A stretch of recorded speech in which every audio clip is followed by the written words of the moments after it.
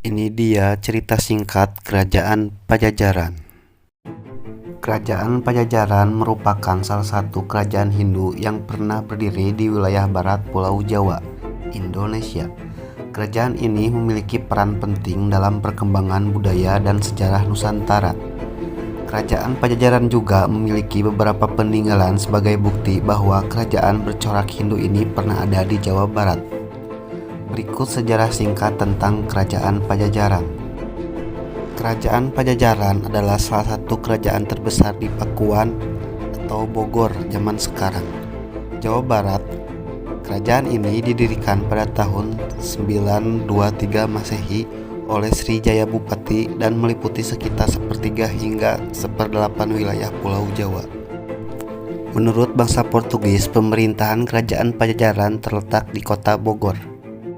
Klik tombol subscribe